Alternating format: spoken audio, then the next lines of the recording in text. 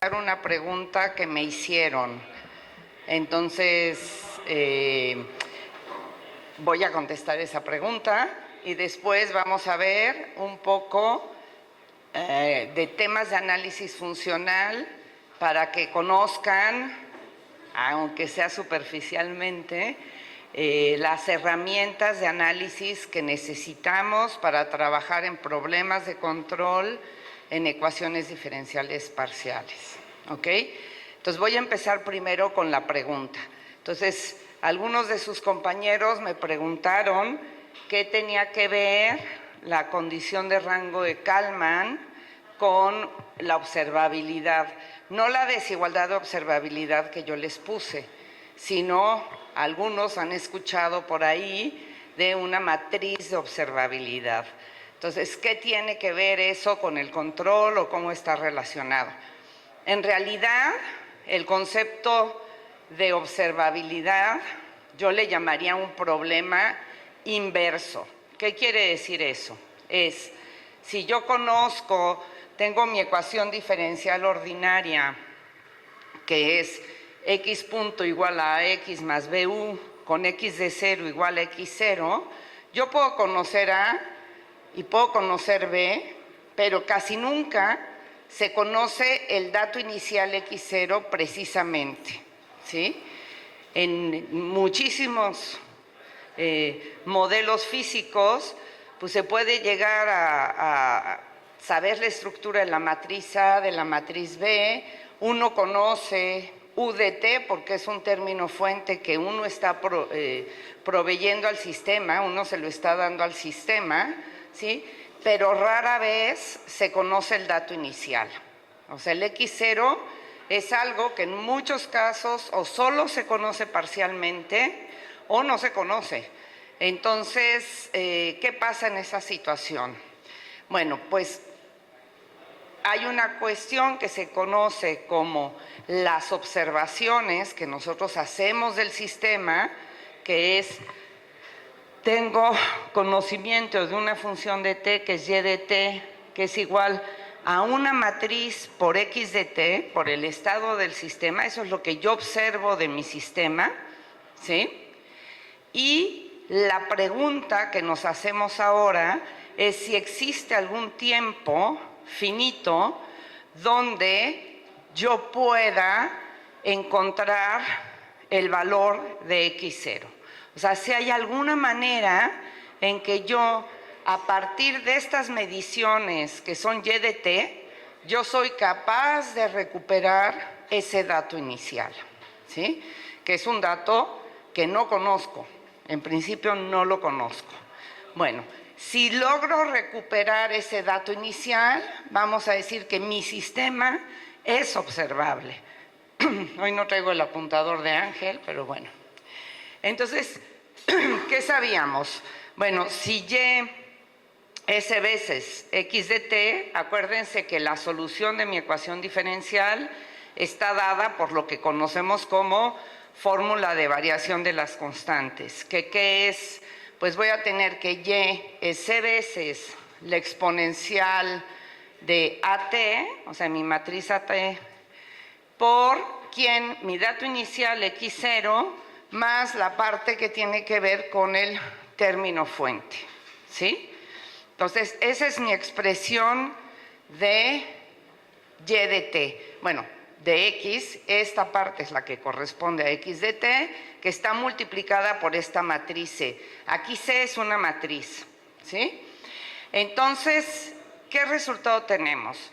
Bueno, pues vamos a tener que mi sistema va a ser observable, o sea, puedo recuperar el dato inicial, si, solo si, esta matriz, que es W0 de t, que es la integral de 0 a t de e, la exponencial de a transpuesta por tau, por c transpuesta, por c, por e, la exponencial de a tau.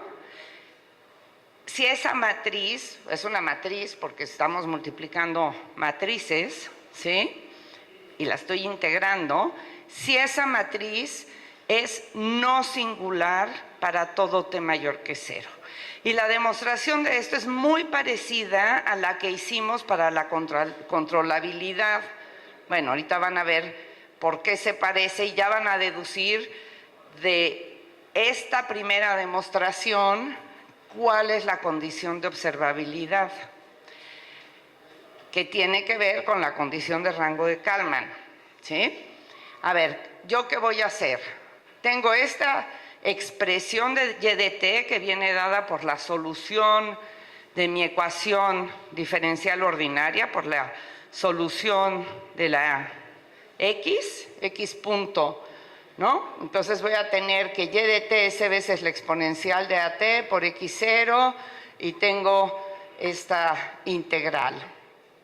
Entonces, ¿qué voy a hacer? Voy a multiplicar por la exponencial de la transpuesta de a por tau, por c transpuesta, y voy a integrar en 0t1 a esta expresión, la que tengo arriba, ¿sí? Entonces, ¿qué me va a quedar? Voy a tener, o sea, lo que estoy haciendo es pasar este término con esa y de t del otro lado, eso es lo que le llamé y sombrero de t, ¿sí? Entonces voy a tener, aquí aparece la W0 en T1 que multiplica X0, va a ser igual a este término por un y sombrero que no es más que pasar este término de aquí del lado izquierdo, ¿sí? O sea, así definí mi y sombrero, pasé restando algo, ¿sí? Entonces, si el W0 de T1 es no singular, ¿qué puedo hacer? Pues multiplicar por la inversa de ese W0 de T1. Entonces yo multiplico por la inversa, puedo invertir esta matriz, entonces W0 a la menos 1 de T1 tiene sentido, y despejo X0, ¿sí? Entonces, si es no singular, puedo recuperar mi dato inicial, que es lo que quiere decir ser observable en el contexto de lo que hace la gente de control en ingeniería. Como les decía, para mí es un problema inverso. Es teniendo una información del sistema, recupero el dato inicial, ¿sí? Esos son problemas inversos. Es la diferencia entre matemáticas e ingeniería, que les ponemos nombres distintos, pero es lo mismo, ¿sí? Entonces, ¿qué pasa? O sea, ya vimos que si esa W0 de T1 es no singular, puedo recuperar el dato inicial, que eso es lo que se llama observabilidad. Ahora vamos a suponer que puedo recuperar cualquier dato inicial, ¿sí? O sea, vamos a suponer que el sistema es observable. Aquí hay una silla, si quieres.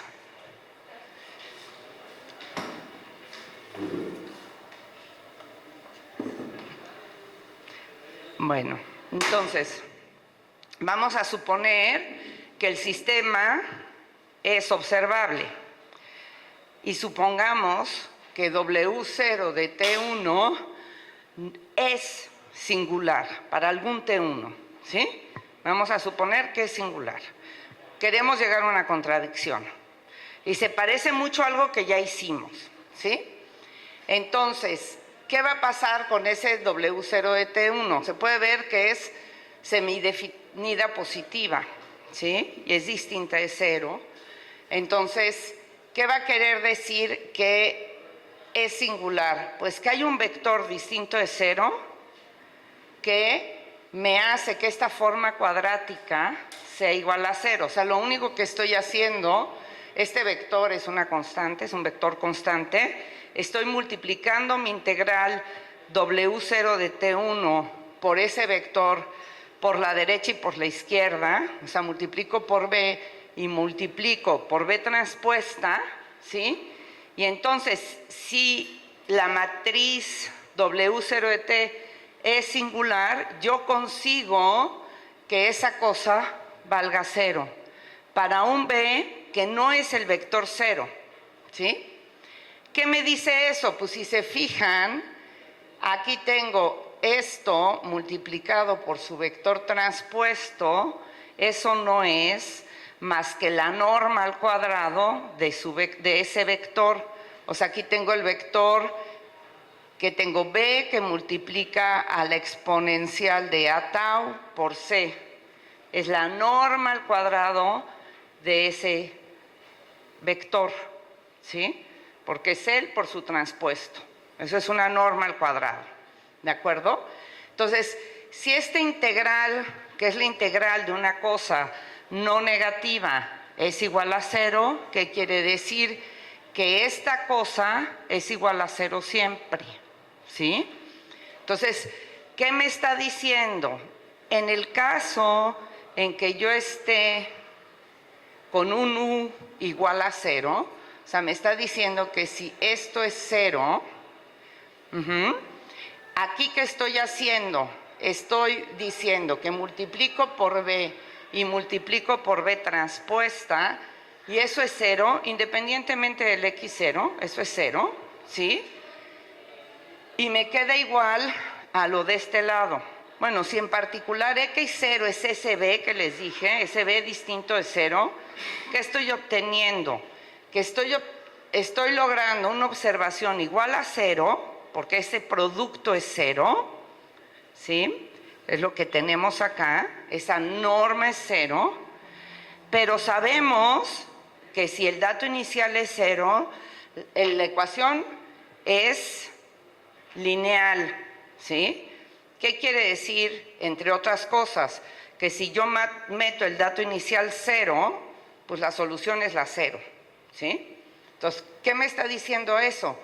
Que tengo dos mismas observaciones o dos mismos estados iguales que parten de datos iniciales distintos, ¿sí? Me está diciendo que cuando x0 es igual a 0 y cuando x0 es igual a b, lo que observo es el 0. En los dos casos es el 0. Entonces no puedo recuperar el dato inicial, porque para dos datos iniciales distintos llego al mismo valor de mis observaciones, ¿sí? Entonces, pues ya llegué a una contradicción. Si esa matriz es no singular, no puedo observar. Y mi hipótesis era que era observable, ¿sí? Entonces, tenemos que la no singularidad de esta matriz es equivalente a la observabilidad. Bueno, si se fijan, ya vimos algo parecido a esto, ¿sí? Cuando vimos la controlabilidad, teníamos algo que multiplicaba a e a la at b estrella, ¿verdad? Teníamos esa forma que estaba metida ahí. Bueno, aquí que estoy teniendo, de nuevo, por el teorema de Cayley-Hamilton, voy a tener que la matriz W0 de t es singular si una matriz, ahora es otra matriz, es no singular, si esta matriz ahora es vertical, ¿sí? Cada renglón tiene AC, luego tengo ACA, luego tengo CA cuadrada, o sea, se parece a la matriz que habíamos puesto en el caso de controlabilidad, y lo que tenemos es que el sistema va a ser observable si esta matriz tiene rango completo, ¿sí?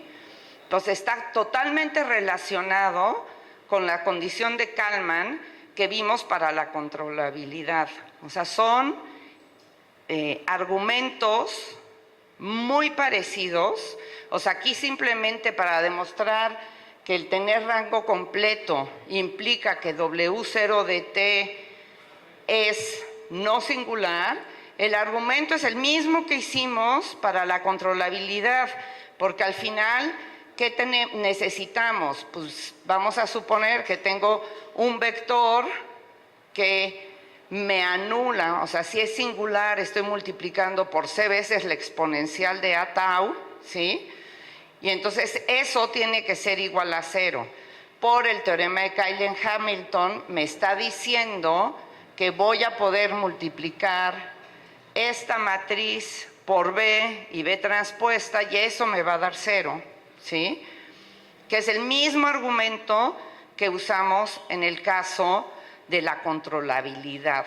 Entonces hay esta relación como dual entre observabilidad o resolución de un problema inverso con el resultado de la condición de rango de Kalman para la controlabilidad.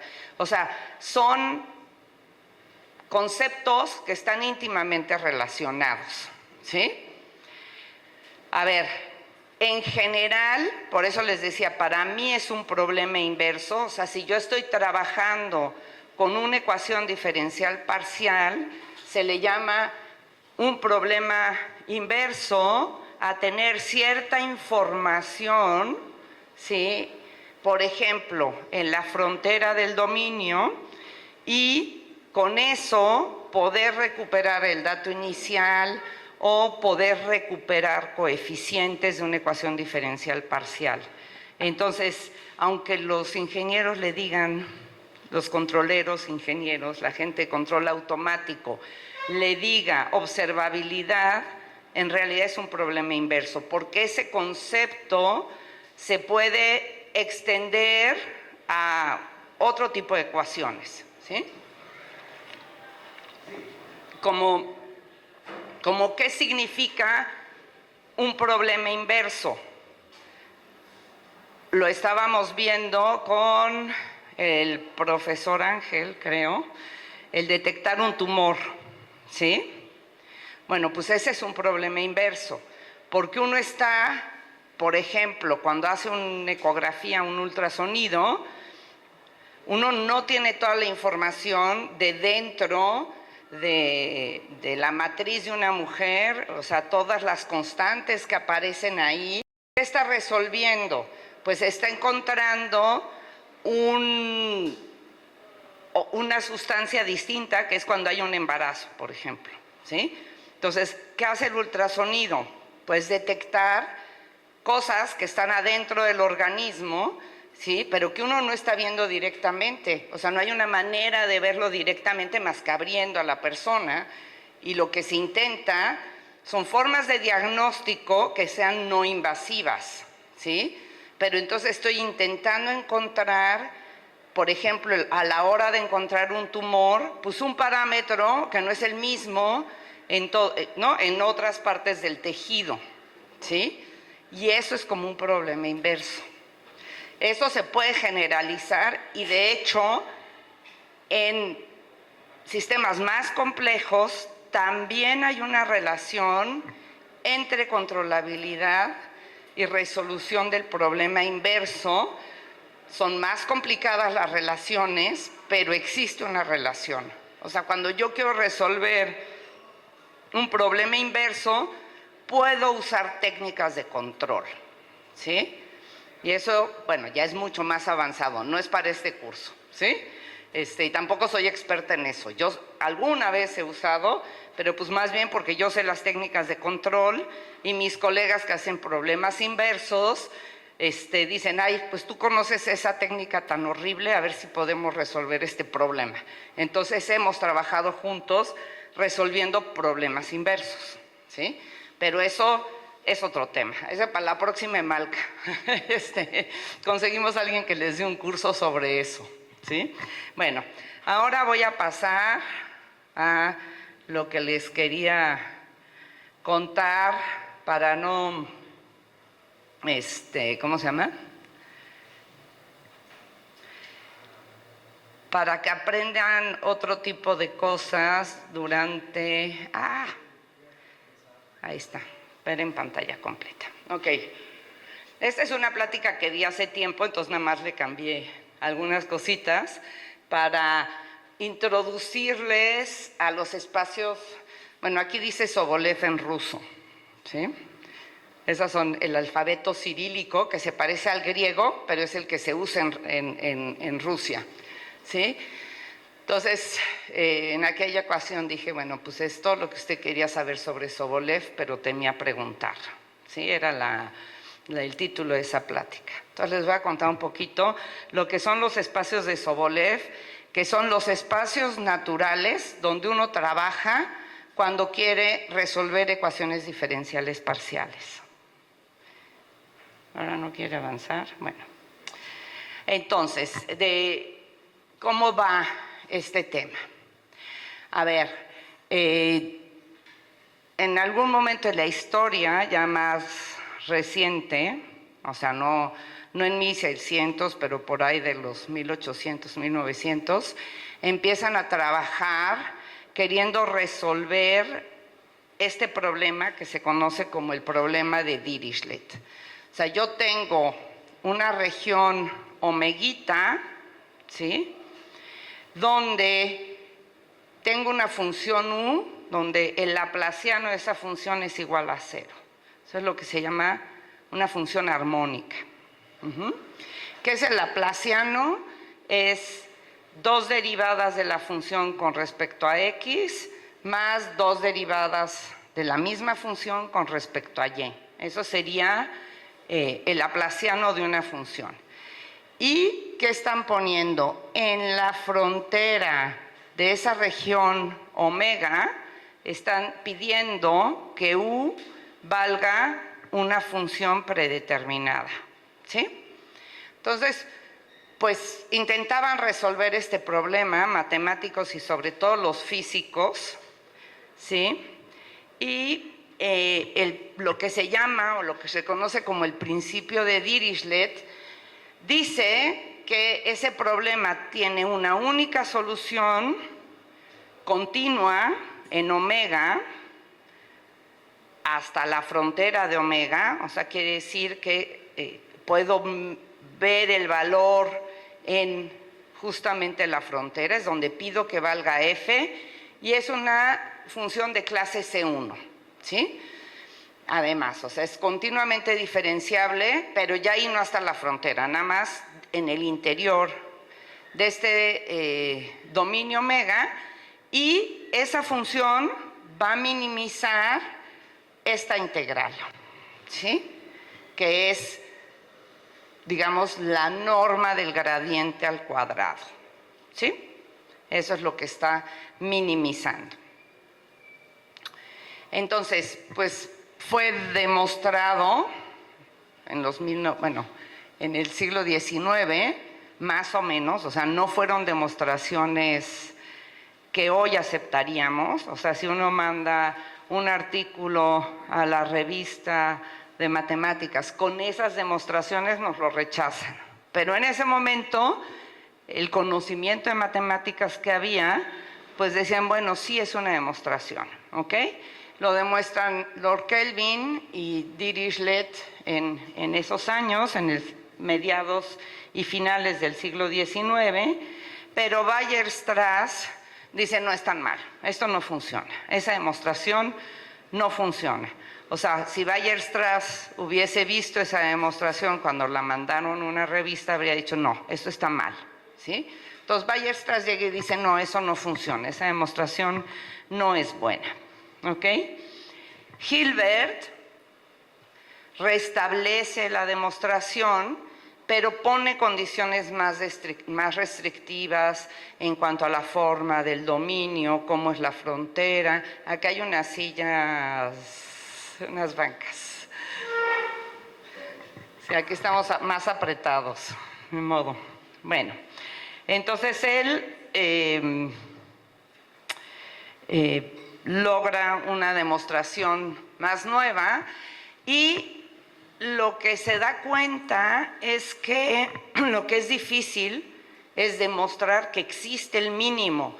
O sea, acuérdense de cuando yo decía levanto las manos y hay un mínimo ahí. Bueno, en ese momento la dificultad era decir, sí, en realidad sí existe un mínimo de ese funcional. ¿De qué? De la norma del gradiente al cuadrado. Eso es lo que estamos... Es algo parecido a x cuadrada, pero en ese momento decían, pues, ¿cómo van a encontrar un mínimo de eso? Pidiendo, ojo, que la solución sea de clase C1 y continua hasta la frontera. En realidad, no era un problema de decir, es que hay un mínimo pues ¿dónde? ¿En qué espacio? ¿Con qué condiciones de mi función U? Ese es el problema, ¿sí? ¿Dónde debe vivir U para poder minimizar ese funcional? Esa es la principal restricción. Claro, si yo les digo es como x cuadrada, o sea, x cuadrada levanta las manos, ¿sí? Pues sí, claro que tengo un mínimo en x igual a 0, ¿sí? Pero en este caso, como estoy pidiendo mucha regularidad de la función, pues ya no está tan fácil. O sea, estoy pidiendo que la función sea de clase C1 y continua hasta la frontera. Esas son las restricciones para la existencia del mínimo, ¿sí? Bueno, entonces, si existe el mínimo, si en caso de que existe el mínimo y ese mínimo es de clase C2, pues va a resolver el problema de Dirichlet. O sea, una solución clásica del problema, pues es solución de minimizar esa cosa, de minimizar la norma del gradiente. Pero nadie me dice que ese mínimo va a ser de clase C2. Entonces, pues tenemos ahí problemas. Ya funcionó el aire, creo. Bueno, entonces, en realidad lo que hizo Hilbert, esa demostración que él hizo con que fuera más restrictiva, es el primer ejemplo de lo que hoy se conoce como el cálculo de variaciones. Y lo que quiere decir es que va a construir una sucesión de funciones que converja al mínimo del funcional. Esa fue la técnica que él utilizó, ¿sí? Bueno, este es un artículo de Beppo-Levi que habló sobre el principio de Dirichlet. ¿Y qué hace Beppo-Levi? Pues lo que hace es no tomar funciones diferenciables en todos los puntos, ¿sí? Va a tomar una función continua hasta la frontera, o sea, va a pedir U continua hasta la frontera y va a pedir que U tenga una derivada de Dini, que es un tipo de derivadas, no es la derivada que tenemos usualmente, que esté bien definida. Respecto a quién, a X, y en casi todas las rectas, Y igual a una constante. Sí.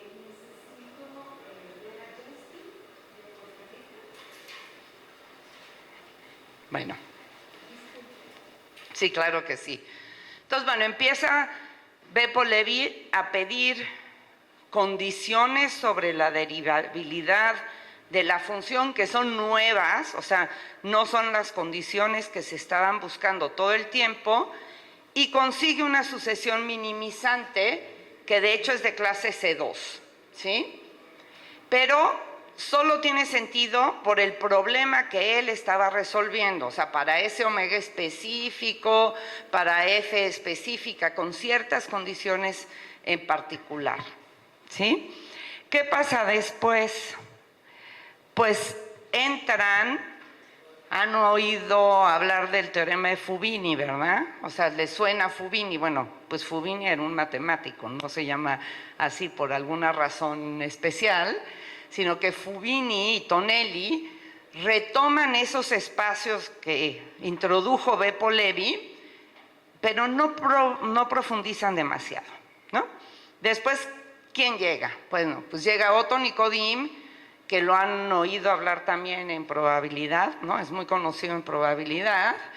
Y en 1936 habla sobre el principio del máximo y expone resultados justamente para Laplaciano de U igual a F, y logra quitar continuidad y trabaja en todo el espacio, en R2.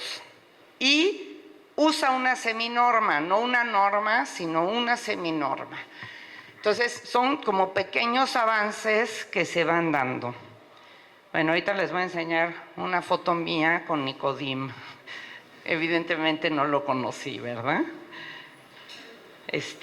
Bueno, ¿qué va sucediendo, no? Después, en 1906, Fréchet, que era un matemático francés, en su tesis doctoral introduce una cosa que se llama cálculo funcional, que va a ser lo que ahora es el análisis funcional, ¿sí?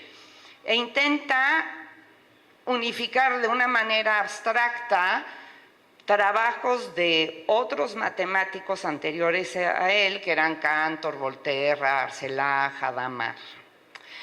Más tarde, Erhard y Fréchet empiezan a trabajar con series de Fourier, que a lo mejor han visto, que son series de funciones donde tienen unos coeficientes que multiplican a seno de n pi x más otros coeficientes por coseno de n pi x. Esas son lo que se conoce como series de Fourier.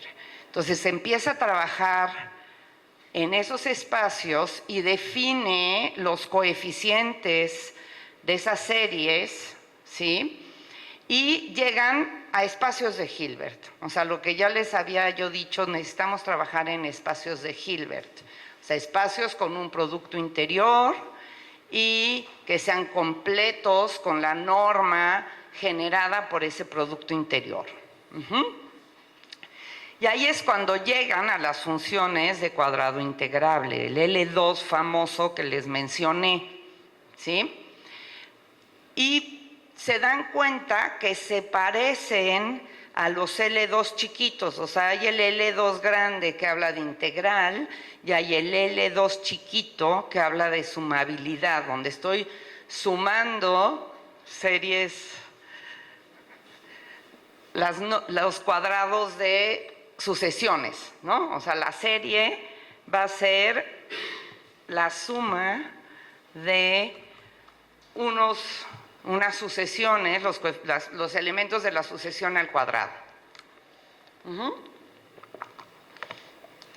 Y en eso llega Riesz y logra hacer una relación entre los coeficientes de la serie de Fourier y estos espacios de sucesiones donde la sucesión es la suma al cuadrado, ¿no? La serie que tomamos, que es la norma que me va a dar, es la suma de los coeficientes de la serie de Fourier al cuadrado y eso a la 1/2. Esa es la norma que tenemos en ese espacio. Entonces, si ven, no es una introducción como que en la historia, pues a alguien se le ocurrió todo completito y entonces ya definió los espacios en los que se trabaja en ecuaciones diferenciales parciales. No es que llegó una persona, hizo su tesis doctoral en eso y ya. Es un avance de a poquitos, van entendiendo mejor lo que necesitan, van viendo lo que no pueden resolver con las herramientas que tienen. O sea, vivir en el espacio de las funciones muy regulares, pues no es la mejor opción. Bueno, entonces va a lo largo de esta historia, una de las personas que más contribuye en estos espacios de funciones abstractos es Banach y Hahn, Helly y Wiener. Supuestamente, o sea, lo que cuenta Klein, que es un historiador de las matemáticas, dice que en 1920 el trabajo en espacios de funciones pues tenía sentido como nada más abstractamente, ¿no? O sea, ¿para qué nos torturan con estas cosas abstractas si no sirven para nada? ¿No? Que a veces tenemos ese pensamiento así como, ¿y esto sirve de algo? ¿No? O sea, como ¿para qué vamos a hablar de espacios de Hilbert si no sirve para nada? Pues no, pues sí sirve y sí representa objetos que están relacionados con la física, la química, la biología, ¿sí? Hermann Weyl y dice, no, a ver, los espacios de Hilbert sí están relacionados con la mecánica cuántica. Y ahí es cuando dicen, a ver, ¿qué es esto, no? O sea, a ver, empiezan a tomar como más seriamente toda la teoría que hay alrededor de los espacios de Hilbert, porque tiene aplicaciones a la física, ¿sí? Ya empiezan a ver que en realidad sí se puede utilizar. Y bueno, luego von Neumann se acerca dando una estructura axiomática a los espacios de Hilbert y sigue avanzando. Bueno, en esos hay un patito feo. ¿Quién es el patito feo? Bueno, ya se los comenté ayer un poquito, ¿sí? Pero el patito feo pues es la famosa delta de Dirac. O sea, hasta el momento de hablar espacios de Hilbert y mecánica cuántica, todavía nos entendíamos los físicos y los matemáticos. Pero cuando los físicos o los ingenieros empiezan a usar la delta de Dirac, los matemáticos dicen, no, esto no, eso no es una función, eso no me sirve, ¿sí? Era realmente el patito feo. Y luego pues va a ser el cisne, ¿verdad? A ver, los matemáticos lo usaban por una noción física intuitiva que tenía un uso matemático. Los físicos decían que era una idealización matemática que no existe en la naturaleza, pero la usaban. ¿Pero por qué? Porque pues, la usaban porque aparecía naturalmente en la naturaleza. O sea, la delta de Dirac, ahí está, de alguna manera, ¿sí? Y la necesitamos para representar cosas, ¿sí? En 1822, o sea, hace mucho tiempo, ya Fourier dio una expresión de la delta de Dirac, o sea, empieza a trabajar con la delta de Dirac. Y en eso llega un ingeniero, que era Heaviside, que era autodidacta, él no estudió una carrera de ingeniería, pero pues era ingeniero que se había formado solito, y empieza a escribir una serie de artículos que se llaman la colección Electrical Papers, donde introduce un cálculo operacional y donde una de las cosas que introduce es la famosa función de Heaviside, que es una función que vale 1 desde 0 hasta infinito y 0 o menos 1, o sea, depende el documento que agarremos, desde 0 a menos infinito. Entonces tenemos un escalón, ¿verdad? No es continua, evidentemente. Y entonces, con este escalón unitario, empieza a resolver de alguna manera loca ecuaciones diferenciales. Y empieza a ver que le da resultados y que eso sirve, ¿sí? El usar este escalón unitario y estas cosas. A ver, lo empieza un ingeniero, no lo empieza, todas estas teorías de análisis funcional no salen de un matemático que quería ser cada vez más abstracto y más abstracto y más abstracto. Estos conceptos salen de un ingeniero, o sea, es así uno de los que está pensando en estas cosas y utilizando y las necesita. Bueno, esta es una frase de Laurent Schwartz, no la alcanzan a leer, pero se las voy a leer porque me parece muy interesante. Él dice que el descubrimiento científico es análogo al fenómeno de la percolación que se aplica al café. Si se vierte agua sobre una superficie de café molido muy apretado, en un principio el agua no atraviesa. O sea, si ven estas cafeteras, las melitas, ¿no? O sea, echan ahí el café, dice, pues el agua no atraviesa. Después empiezan a pasar pequeños hilos de agua y se detienen de pronto. Pasa un poquito, cae otro poquito. No pueden continuar porque las condiciones físicas no se lo permiten. Pero esos riachuelos son numerosos, cada vez más largos. No nacieron necesariamente del primero, sino de las condiciones colaterales creadas por los primeros caminos. En un momento determinado, una vía de agua se abre camino a través de todo el café, y una parte del líquido cae por una arteria entre la parte superior y la parte inferior. La percolación cerebral se acompaña de un enorme trabajo inconsciente, entre un largo trabajo de reflexión que no lleva a nada y un descubrimiento súbito. El subconsciente ha trabajado. O sea, él relaciona el descubrimiento científico pues con esto, ¿no? O sea, cómo van cayendo gotitas y por acá, por allá, cae un poquito, pasa más café, más agua en el café, hasta que de repente, ¡bum! ¿Sí? Pero no es algo automático, hay que estar trabajando y trabajando y trabajando. Y habla sobre cómo él llega a las distribuciones. Dice, cuando de golpe encontré las distribuciones, no solamente estaba preparado por mis reflexiones precedentes, sino que la época era propicia a causa de los trabajos de numerosos matemáticos. Si yo no las hubiese encontrado, es seguro que alguien lo hubiera hecho en los años siguientes. O sea, el crear esta teoría de distribuciones que permite definir al patito feo con fundamentos matemáticos sólidos, pues estaba en el ambiente.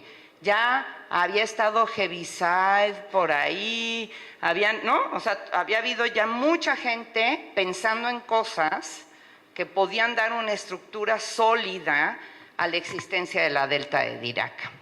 ¿Sí?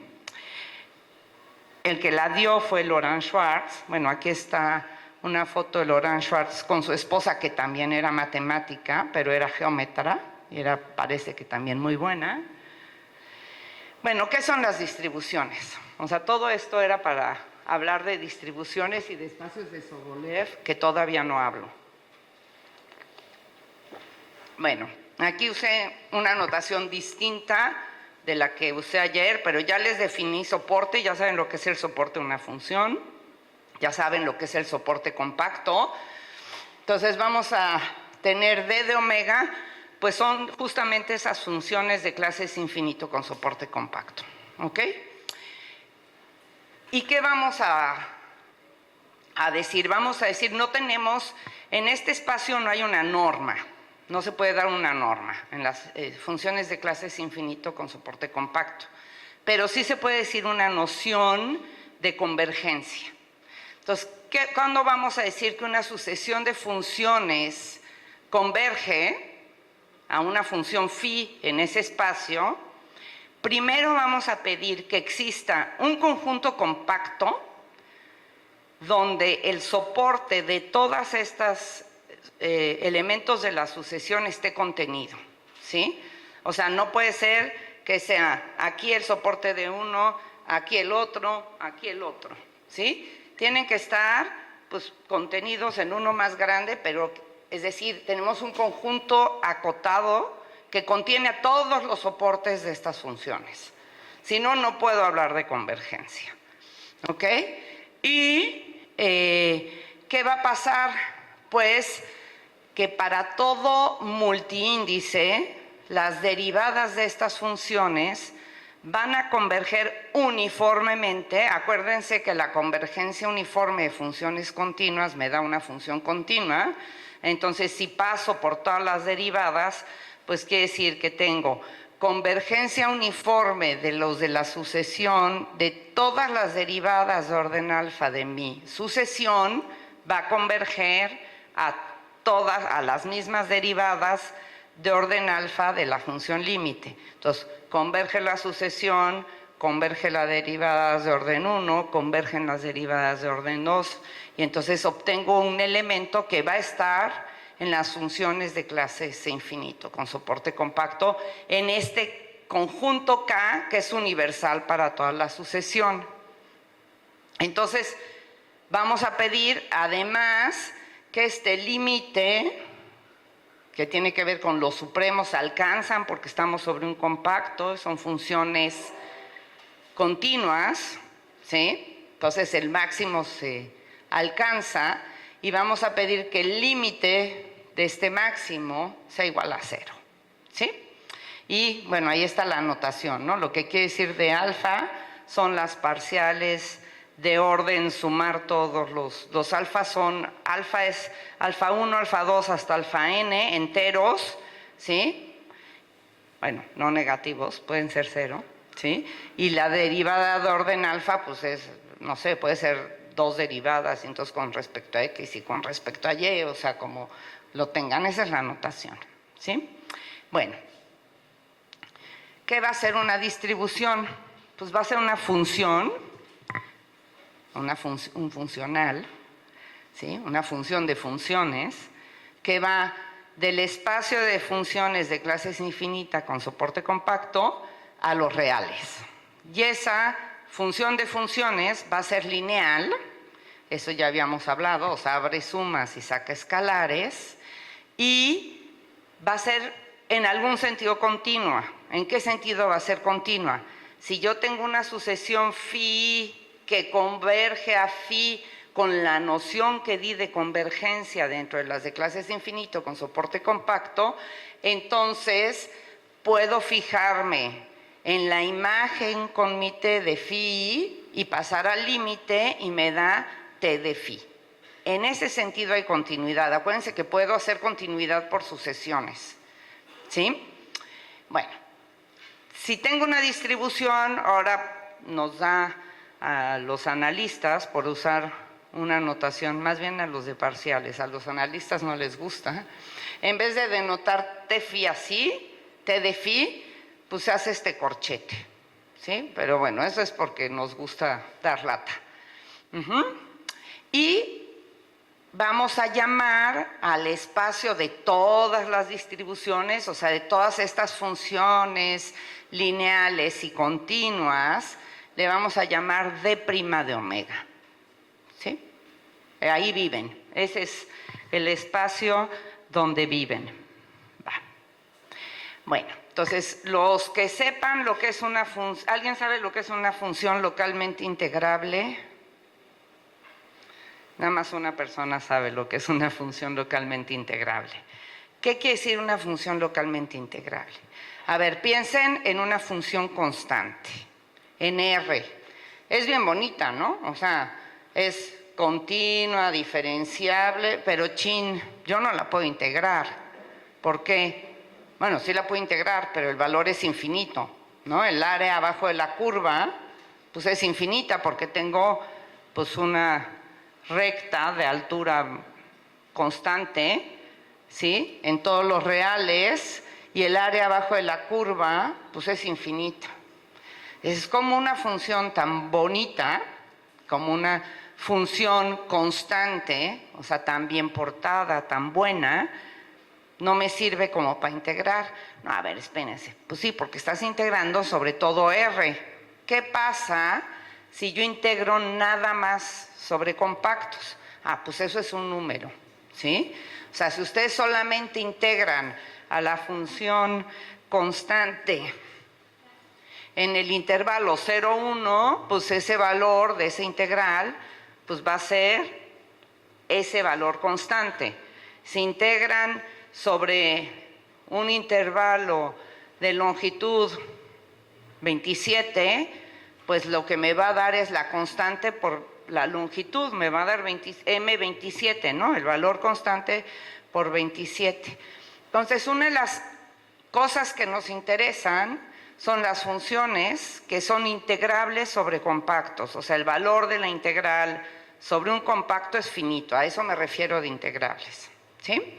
Bueno, entonces, puedo darles un ejemplo de distribuciones utilizando una función localmente integrable. Si yo tengo una t que sea localmente integrable, que es lo que quiere decir esto, ¿sí? Pues puedo definir la distribución t de phi, acuérdense que era mi notación para las distribuciones con estos corchetes, como que la integral sobre omega de t de x por phi de x. Eso va a ser una distribución. Si yo multiplico por t de x a cualquier función de clases infinito por soporte compacto e integro, eso es lineal, O sea, estoy multiplicando por la misma t a todas, no a cada, no distintas t, sino a t por una función, pues va a ser lineal, ¿sí? ¿Esto va a caer en R? Pues sí, porque en realidad, ¿cómo es phi? Tiene soporte compacto, ¿sí? Son funciones de clases infinito con soporte compacto. Entonces, esto es lo mismo que integrar sobre K, el compacto donde está contenido el soporte de la phi, ¿sí? ¿Y qué pasa con la phi es continua sobre un compacto? Entonces, alcanza su máximo en ese compacto. Entonces, puedo sacar y acotar esta integral por el máximo de la phi y multiplicar por la integral de t de x sobre un compacto, pero justamente como estamos en L1 log, esa integral es finita, ¿sí? Eso me da un número. Entonces, si es una función, va a ser lineal, porque la integral es lineal, porque multiplicar por la misma t es lineal, ¿sí? Y me da un valor en los reales, por esto que les decía, ¿sí? Sobre el compacto. Ahora, ¿qué pasa con la convergencia? Pues si yo me fijo en una sucesión phi que converge a phi como en clases infinito, o sea, lo que dije que era la convergencia, ¿eso por quién está acotado? Pues por el supremo, que les decía que existe porque estamos sobre un compacto de funciones continuas, y aquí me queda esta integral que es la norma en L1 log sobre el compacto, ¿sí? Y entonces, si esto converge, pues esto es un número para K fijo, esto es un número, están integrando una función sobre un compacto, ahí no estoy variando nada, ¿verdad? Entonces, si phi converge a phi, pues vamos a tener la convergencia de eso. ¿Qué pasa con las derivadas?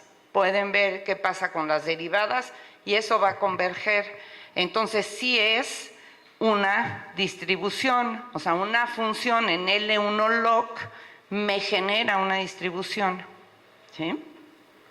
Bueno, si tengo dos distribuciones, bueno, ya les conté de distribuciones que sí existen, o sea, no es un invento que no tiene representante, ¿sí? ¿Qué van a pasar? Pues si tienen dos distribuciones, las multiplican por escalares y las suman, pues les da una distribución. Entonces, ¿qué tenemos? Que este d' de omega, pues va a ser un espacio vectorial sobre los reales. Este espacio donde viven estas funciones locas es un espacio vectorial. Bueno, pues la delta de Dirac es uno de los elementos que pertenece a este espacio de distribuciones. ¿Y qué es lo que hace? Esto ya se los había platicado.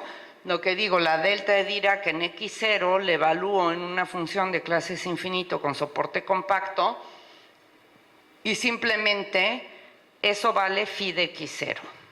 ¿Sí? Ahora, cuando decimos la delta de Dirac no es una función, ¿sí? ¿Qué quiere decir? Quiere decir que no hay una función que me represente, una función en L1 log que me represente a esa distribución, o sea, una función t que me diga esto es igual a phi de x0 para cualquier phi en las funciones de clases infinito con soporte compacto. En ese sentido decimos que la delta no es una función, es un funcional, o sea, es una distribución, pero no es una función. Es una función de funciones, pero no tiene un representante entre las funciones de L1 log, ¿sí? Ahora, ¿qué vamos a hacer? Pues no solamente definimos distribuciones, sino que ahora las vamos a derivar, ¿sí? Y la idea de la derivada de una distribución viene de nuestra idea de integrar por partes. O sea, lo que vamos a hacer es heredar este concepto de integración por partes a las distribuciones. ¿En qué sentido? Si yo quiero derivar una distribución, pues en realidad no puedo, pero como le estoy aplicando a funciones de clases infinito con soporte compacto, pues lo que voy a hacer es las derivadas se la paso a la función de clases infinito con soporte compacto.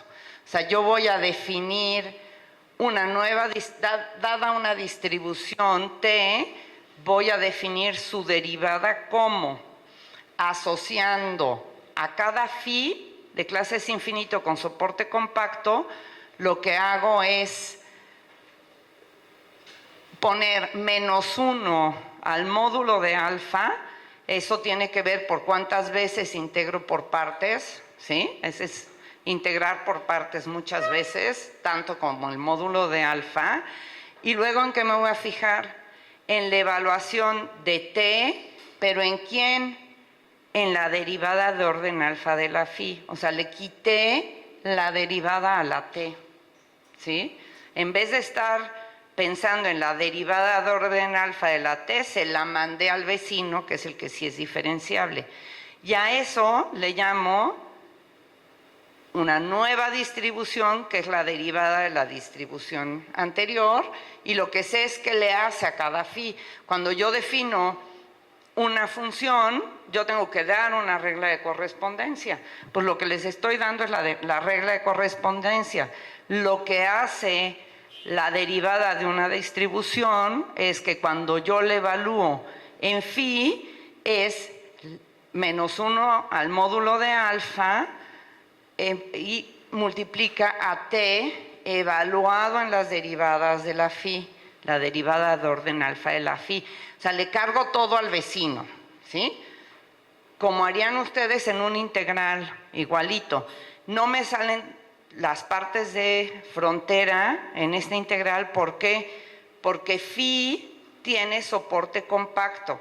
Entonces, si yo estuviese integrando, no estoy integrando, pero si yo estuviese integrando, ¿qué pasa? Pues me agarro el K suficientemente grande, o me agarro un intervalo suficientemente grande que ya no toque al soporte. ¿Y qué habíamos dicho ayer?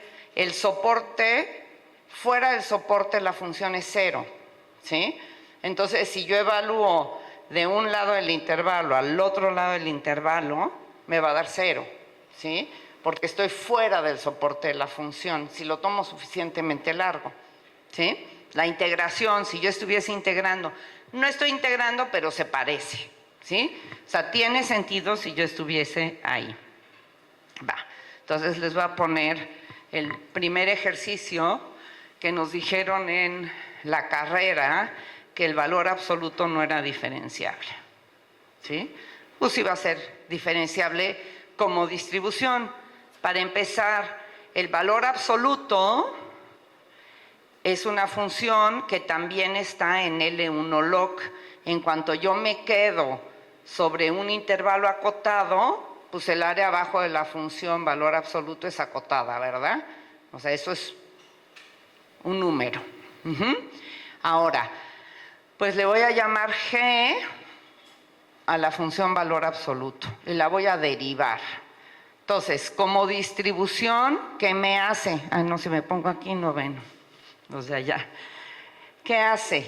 Pues G' aplicado a phi es la regla de correspondencia, me dice que es menos G aplicado a phi', ¿sí? Simplemente como que integré por partes. Bueno, si me quedo en el intervalo -1, 1, para poner un ejemplo, ¿qué es? Eso es menos la integral de -1 a 1 del valor absoluto de x por phi' de x, ¿sí? Y ahora, para ver qué vale, lo que voy a hacer es quitar este valor absoluto. Eso lo puedo hacer partiendo el intervalo de -1 a 0 y luego el intervalo de 0 a 1. Entonces, ¿esto qué me queda? -1 a 0 x por phi', ¿sí? Ahí, aquí tengo un menos. Entonces, con este menos del valor absoluto en menos 1, 0, me queda un más. Aquí me queda menos la integral de 0 a 1 de x por phi prima. Y aquí no tengo ninguna restricción en volver a integrar por partes, pero ya partí mi intervalo de menos 1 a 0 y de 0 a 1. Entonces, integro por partes. ¿Qué me queda?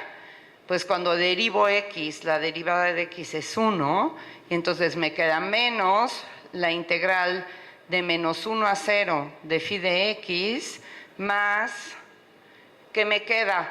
Pues evaluar a x phi de x de menos 1 a 0, luego me queda este otro término que es derivando la x, menos x phi de x de 0 a 1, ¿sí? Entonces, ¿qué me queda? Esto es menos la integral de menos 1 a 0 de phi de x más la integral de 0 a 1 de phi de x. ¿Por qué? Porque en 1, como phi tiene soporte compacto, en 1 tiene que valer 0. En menos 1 tiene que valer 0. Y en 0 x vale 0. Entonces, me vale este término y este término no aparecen, ¿sí? En este cálculo. Entonces me queda esto más esto. Bueno, ¿eso qué me dice? ¿Quién creen que es entonces G'? A ver, ¿cómo podrían representar a G'? ¿Qué me está diciendo? ¿Que es quién? Ahí está. ¿Qué va a valer? Pues G' va a valer menos 1 entre menos 1, 0 y 1 entre 0 y 1, ¿sí? Es una función escalón. O sea, en efecto, la derivada de la función valor absoluto, pues es lo que tiene que ser, porque yo siempre puedo, quitando el 0, puedo derivar. Me va a dar 1 de un lado y menos 1 del otro lado, ¿sí? Pero, pues esto tiene sentido. Pues si quieren quitar el 0 lo pueden quitar, no importa, ¿sí? Porque a la hora de integrar, el valor en un punto no importa. Entonces tengo definida la derivada del valor absoluto, que siempre nos dijeron que no podía hacerlo. Bueno, ahora ¿qué pasa si tengo la Heaviside de 0 a 1, ¿no? También me da una distribución, porque ya vimos que cualquier función en L1 log me genera una distribución. ¿Qué pasa cuando la derivo? Pues hago lo mismo. Mi regla de correspondencia es que la derivada de una distribución evaluada en phi es menos la distribución evaluada en phi'. Entonces, ¿qué es esto? Pues es menos la integral de menos 1 a 1 de mi función de Heaviside multiplicada por phi' de x para toda distribución, para toda función de clases infinito con soporte compacto, perdón. ¿Y esto qué es? Pues me queda, calculo, escribo el valor de phi de la Heaviside y me queda menos la integral de 0 a 1 de phi' de x. ¿Y eso quién es? Teorema fundamental del cálculo es menos phi1 más phi de 0. Pero ¿cuánto vale? Vale 0 porque phi es una función de clases infinito con soporte compacto cuando lo estoy tomando en el intervalo menos 1, 1. Entonces en 1 tiene que valer 0, ¿sí? Y entonces, ¿qué me queda? Phi de 0. ¿Y esto quién era? Mi definición de la delta de Dirac. Entonces ya saben que si derivan 2 veces el valor absoluto, ¿qué obtienen? La delta de Dirac. Entonces pueden incluso derivar, bueno, a lo mejor les sobra, no, la delta de Dirac, ¿sí? 2 veces la delta de Dirac, porque la de valor absoluto es menos 1, 1, ¿no? Entonces me va a sumar 2 veces, ¿sí? Pero entonces, ¿qué están diciendo? Bueno, pues es que no solo pude derivar la función valor absoluto, sino pude derivar una Heaviside que tiene una discontinuidad de salto, ¿sí? ¿Y qué me dio? Una delta de Dirac. Y así se pueden seguir, o sea, pueden seguir derivando a la delta de Dirac, pueden seguir trabajando con estas funciones raras, ¿sí? Bueno, voy a ir un poquito. Este ejemplo, luego les mando las transparencias si quieren calcular, por ejemplo, cómo derivar a esta función, o sea, porque el otro son puros ejemplos en R, este es un ejemplo en R2, ¿sí? Para que vean que también en R2 puedo tener una distribución y puedo derivarla. Les voy a mandar los slides, pero haciéndolo igualito, obtienen que la derivada con respecto a x1 de esta función que les puse va a ser x2 si x1 es mayor que 0 y va a ser 1 si x1 es menor o igual que 0. Pueden trabajar igualito, integrando por partes. Bueno, el título de esta parte era sobre Sobolev. Bueno, ¿quién es Sobolev? Bueno, Sobolev es un señor que nace en 1908 en San Petersburgo, en Rusia, y pues es un matemático, ¿sí? Bueno, ingeniero matemático, no sé. Y en algún momento escribe unos artículos sobre funciones generalizadas, o sea, funcionales, lo que estamos viendo, las distribuciones. Claro que él no le pone el nombre de distribuciones. Quien se lo pone es Schwartz, ¿sí? Lorenz Schwartz.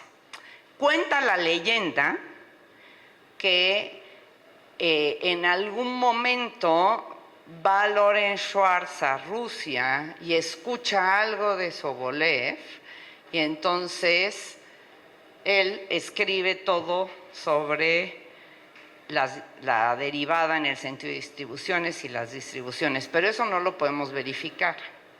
¿Qué es lo que pasa con Sobolev? Pues él escribe, se dedica a trabajar en esto, considera espacios prueba que son funciones de clase Cm en omega y define una solución generalizada de esta ecuación. Esta ecuación es la ecuación de ondas, ¿sí? Y empieza a meter pues estos conceptos un poco raros de derivada. Si se fijan, ¿qué hace? Esta es la ecuación de ondas. Aquí hizo un laplaciano de U y aquí tengo una derivada de orden 2 respecto al tiempo. Y le manda a toda B de clase C2 en omega con la frontera. En vez de meter las derivadas de la U, se las manda al vecino. O sea, lo mismo que habíamos estado haciendo con las distribuciones. Manda las derivadas al vecino. Claro, aquí ya son más derivadas. Tengo 2 derivadas con respecto a X, 2 respecto a Y, 2 respecto a T. O sea, es más complicado. Estamos, digamos, en R3, considerando derivadas parciales ahí. Pero él hace eso, ¿sí? Y eso es lo que les comentaba. Leray dice que Schwartz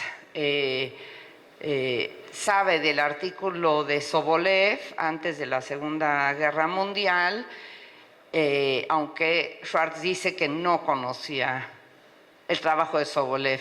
Quién sabe, eso se lo llevaron a la tumba, ¿no? O se lo llevó Schwartz a la tumba, pero no sabremos nunca.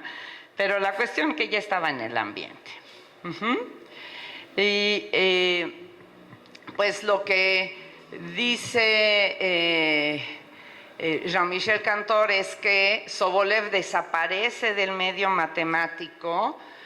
¿Por qué? Pues porque se va a trabajar en la bomba atómica rusa.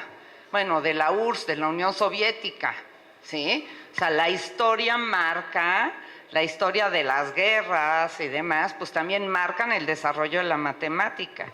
Entonces, este Sobolev, que ya había estado trabajando con las derivadas generalizadas, que había dado otro sentido a una solución de una ecuación diferencial parcial, desaparece. desaparece porque se va ahí a un búnker a trabajar en la bomba atómica rusa. O sea, se llevan a las mejores mentes pues a trabajar en ese momento en la bomba atómica rusa. Schwartz, que tampoco lo pasó tan bien porque era judío y se tiene que esconder en Francia, se tiene que cambiar de nombre y esconder en un pueblito, ¿no? Con la esposa y no sé qué. Pues Schwartz se dedica a meterle más teoría al análisis, o sea, dar fundamentos fuertes sobre el análisis, ¿sí? Y pues se construyen estos espacios que son los espacios de Sobolev. Sí. Pues eso es lo que dice Lerray, sí. No, él dice que no, que él no conocía el trabajo de Sobolev, aunque Lerray dice que sí. Pero pues ahí sí, como digo, se llevaron el secreto a la tumba. No sabemos, ¿no?, qué hicieron.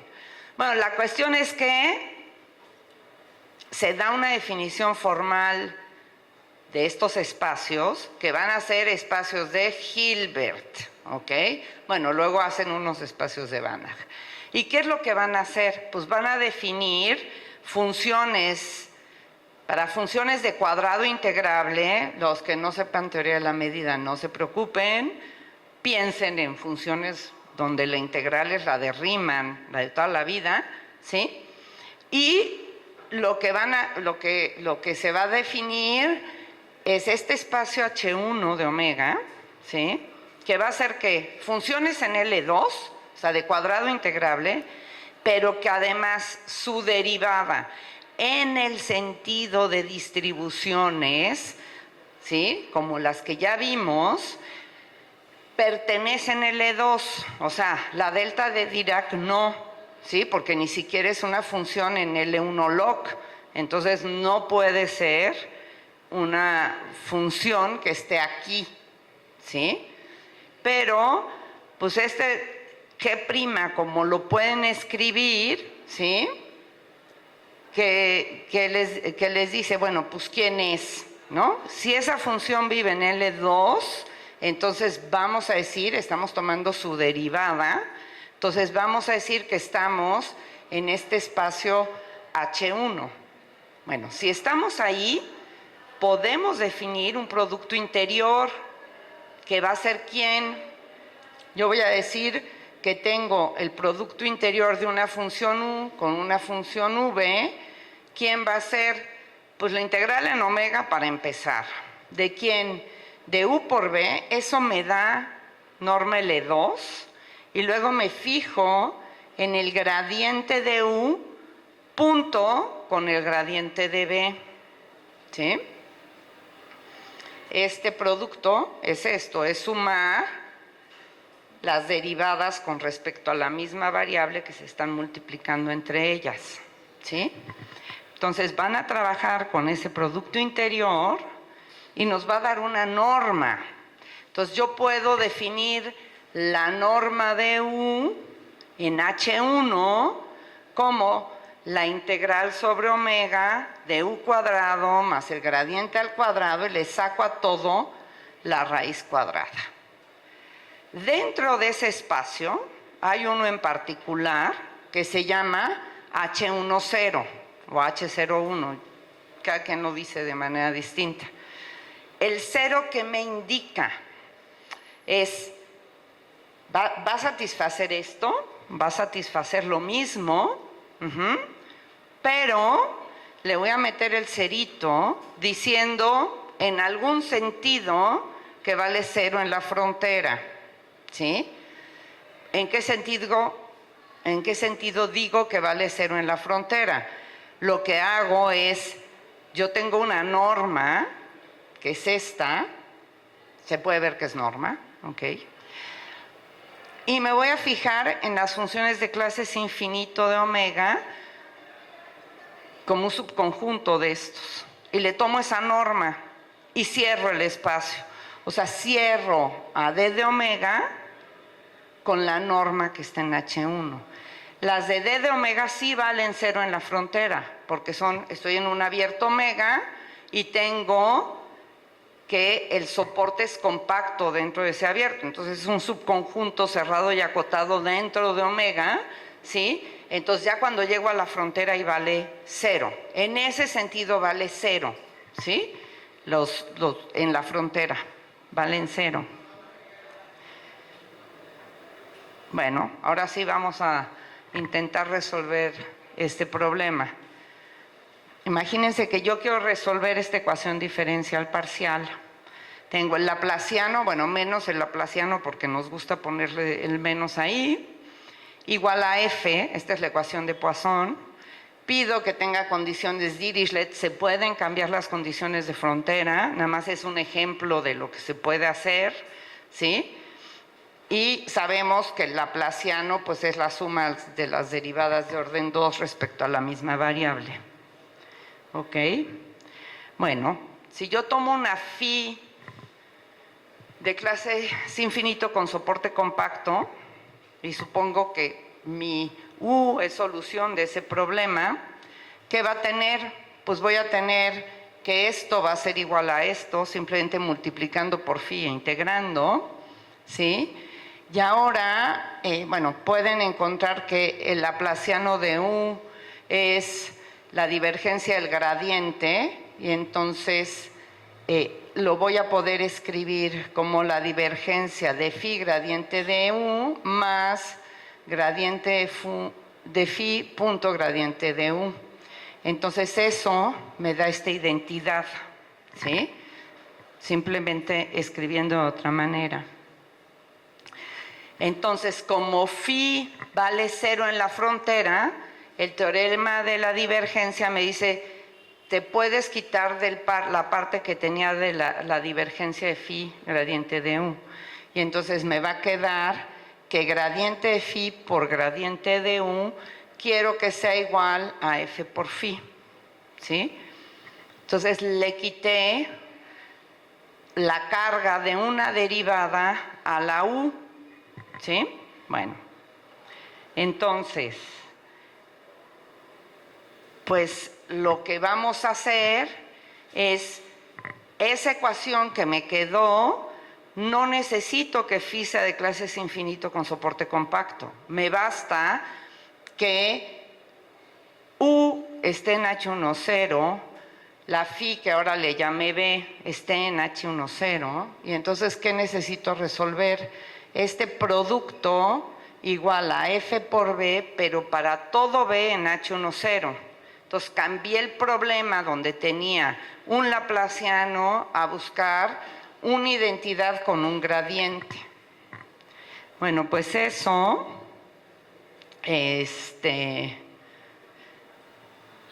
me va a permitir resolver el problema.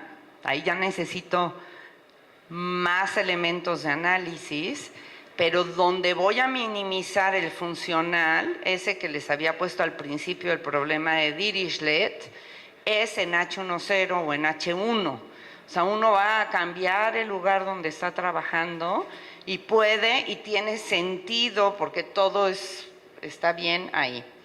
Bueno, entonces, los matemáticos franceses querían llamarle a estos espacios H1, H10 de Bepo-Levi, pero él no quiso.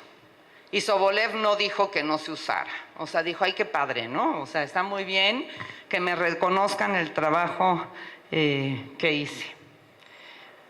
Entonces, pues simplemente que el desarrollo de estos espacios siguió en la URSS y principalmente en Francia, algo de Europa y Estados Unidos, y pues son la herramienta fundamental para resolver ecuaciones diferenciales parciales, ¿sí? Tanto si son continuas como si lo discretizamos.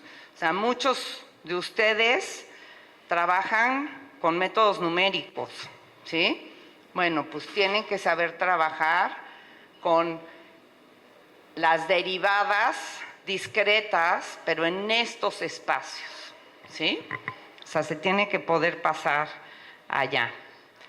Bueno, este es uno de los libros más importantes en problemas parabólicos. Son rusos, bueno, eran soviéticos, Ladishenskaya, Solovnikov y Uraltseva, ¿sí?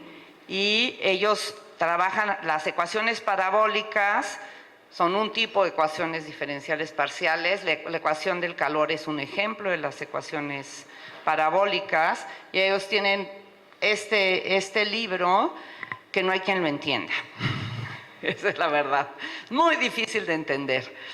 Yo digo que sería una tesis doctoral que alguien tradujera en lenguaje moderno lo que está escrito ahí. Es súper difícil. Es más, son 2 tesis doctorales. Una para la mitad del libro y otra para la siguiente mitad del libro. Lo que pasa es que no nos lo cuentan, ¿no? Pero de verdad no nos lo vale, ¿no? No es válido hacer una tesis sobre algo que ya está hecho. Pero de verdad entenderlo, yo cuando lo he tenido que leer, no sé si le dicen acordeón aquí. Lo que sacas en el examen, ¿no? Que es trampa. Bueno, pues yo tenía que hacer mi acordeón. Este espacio es este espacio es este. O sea, dificilísimo de leer el libro este. Pero bueno. Jacques-Louis Lyons, que fue alumno de Lorenz Schwartz, pues fue el que dio todo un impulso a la solución de ecuaciones diferenciales parciales usando estos espacios de Sobolev.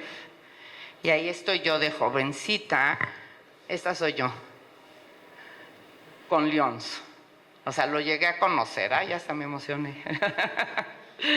Bueno, ahí pueden tener un montón de material sobre este tipo de conceptos, ¿sí? Y bueno, para que vean que el análisis es fundamental si uno se quiere aproximar a ciertas aplicaciones, ¿sí? El análisis matemático. Mañana vamos a ver el control de la ecuación del calor. No crean que se me olvidó que vamos a seguir haciendo cosas de control. Pero hoy les quería introducir más al tipo de espacios donde trabajamos y que se queden con algo más de esta escuela. ¿Sí? Gracias.